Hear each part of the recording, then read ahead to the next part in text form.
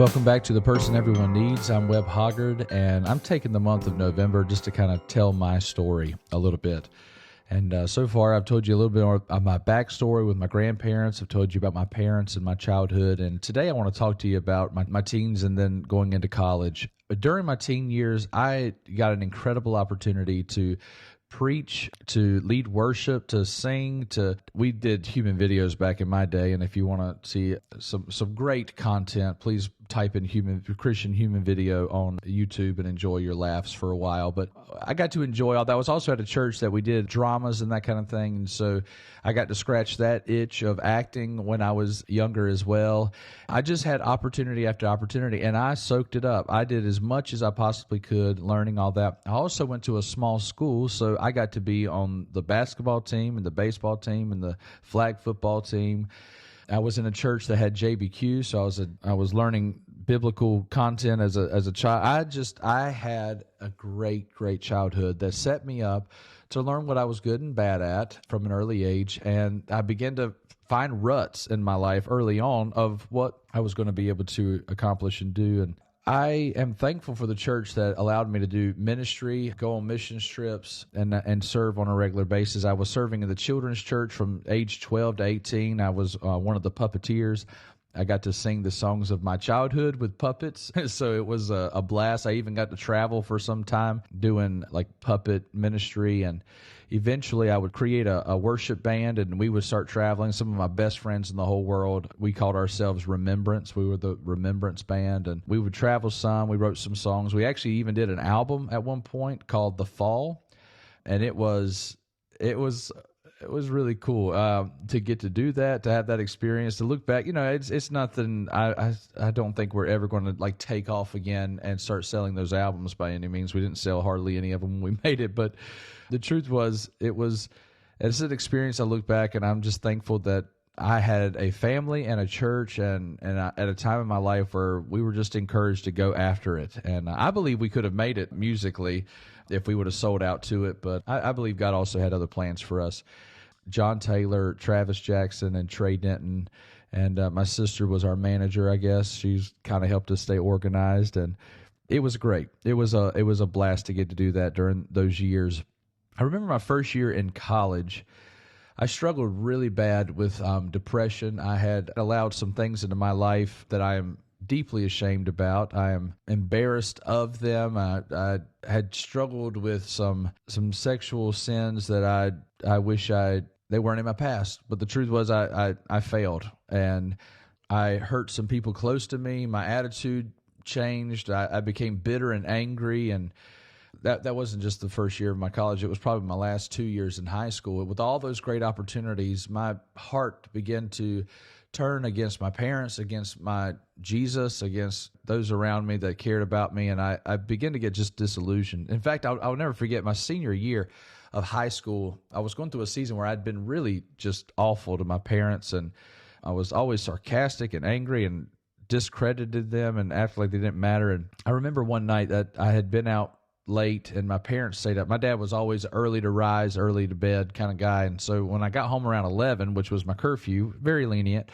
I remember my dad sitting in the living room. He was like, "Hey, we need to talk." And I don't remember my dad ever doing that except for this one time. And he said, "What is wrong with you?" And I remember when he asked that question, I just thought to myself, like, yeah, what is wrong with me? Like, but I couldn't let him know I was actually thinking about it. It made me angry. So I swelled up and I told him, I was like, "It's you're, whatever." And I blamed them for everything. And my dad was patient in that talk, and Mama is crying and Daddy is, trying to get me through to the thing. And he said, why are you acting the way you act? This isn't you. I know this isn't you. And I said, "Because my life is over. I'm about to graduate high school and my life is over." And he said, "What are you talking about?" I said, "Every adult I meet is like, you better enjoy high school because it's all over. It's all downhill after that. You better enjoy your time here."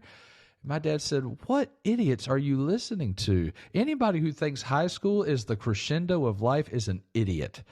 He said, your life begins when you get out of high school. He said, I was trapped the whole time I was in high school, and I didn't start doing anything for myself until I got out of high school. He said, your life doesn't end at the end of high school. Your life begins. So far, it's been our lives. We've been telling you what to do, where you can go when you have to be back home. He said, when you get out of high school, you get to go live your life. And it broke something in me that for the first time, I could start dreaming my own dreams. I wish I would have woke up to that earlier. I wish I had started seeing my potential earlier, but something hadn't clicked for me. It hadn't hit until he had that conversation with me, and it changed my life. Now, I'll tell you, I still struggled. I still sinned for another season, probably another 6 or 8 months. Then I really started spiraling, and the depression overwhelmed me to the point that I started praying that the Lord would take me in my sleep, because I didn't want anybody to know that I had done it to myself. I started asking the Lord, please take me. I was in a dark place. When I got to Southeastern, I used to spend like 3 hours a day in the piano room, and I didn't even know how to play a piano. I play piano now, but I learned it during that really dark space. And I just remember with all the mistakes I made, and here I was at school to become a pastor, and I was living in a full-blown sin, and I was begging God, please kill me, because there's nothing I could do. So one day I was getting ready in the morning, and I was praying to the Lord, please help me. Even in my darkest days, I still pray to the Lord. In fact, there may be evidence that I prayed more when I'm in the dark season. But I was praying it one day, and I saw myself on my knees with my head up against what looked like rocks. And as the kind of camera panned backwards, as it began to zoom out, I could see that I was on this little teeny patch of land, this tiny, tiny patch of land, that the rocks were crumbling around it. It was starting to fall. And I was on the side of this massive cliff, and I kept hanging on to the wall, begging God, like, please don't let me fall. I don't want to fall. I kept saying it over. God, if I fall, I'm going to die. If I fall, I want to be killed. God, please keep me right here. Please save me. I kept screaming that, and not screaming. I was just praying it silently, and I felt the Holy Spirit say to me in that moment, he said, fall, I'll catch you. And I remember thinking to myself, this whole time I thought I needed this cliff, but the truth is all I needed was him. So in the little vision I had in that moment, the little picture, I jumped, and nothing terrible happened. So I went to church a few days later after that. We named the album The Fall after this little picture he gave me, and I went to church a few weeks after that, and I rededicated my life to Jesus, and I felt the arms of God wrap around me in that moment. I've never felt a physical touch like that before, but the Lord gave me a touch from him, and I went back to school. I found some friends. I found a church. I began to do ministry. I got rid of the relationships that I was putting before Jesus. Everything changed in a short amount of time because I finally put my trust in him. I was totally restored. I was restored to my call. I was restored to Jesus. I was restored to church ministry. I was restored to friends. And then eventually I'd even be restored to my parents. It was a blessed season in my life that I am so very thankful to God's generosity that he didn't give up on me when he absolutely should. In fact, he found me in my worst moment. He loved me when I had nothing to offer him. And at Southeastern University, he gave me back everything that I desperately needed in that season. When I went in, I was so depressed. I was suicidal most days, and I had no friends, and I had no connections, and I was completely alone and afraid. When I left Southeastern 4 years later, I was the senior class president and the homecoming king. And I don't mention that to say whoopee or whatever. I just mentioned that the Lord transformed a lot about my identity and where my confidence lied.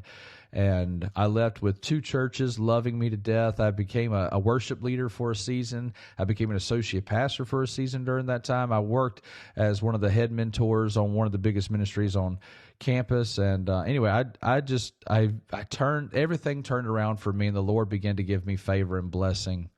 And as I left Southeastern, I left with a lot of confidence.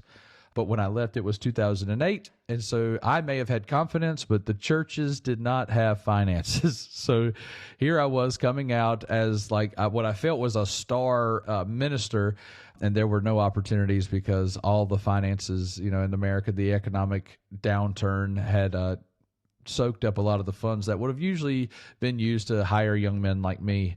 And so I went through another season of testing, but my confidence in Jesus never waned. So I began to do what God had before me, and I even got to teach in that school that I attended as a kid, and now I get to lead as the pastor over it. But during that season, what I found was things that I really needed, and I didn't realize this was really prayer, but it was. I had to start finding ways of getting alone. The piano rooms was a way for me to get alone. I would play. I would assault these pianos until they started making noise that I wanted to hear, and now it's a blessed gift to me. There was a place called the Quarry. It was just these dunes in the middle of this random place in Lakeland, Florida. There was these dunes, and I would go out there and just park and pray and think and walk around and be by myself for a little while. I remember when Christmas time would come, they'd put Christmas lights and all the palm trees and all the trees among the walkway. And so I'd put my little hoodie on, the 1 month a year that you could wear a hoodie in Florida, and I'd walk around there, and I would just pray.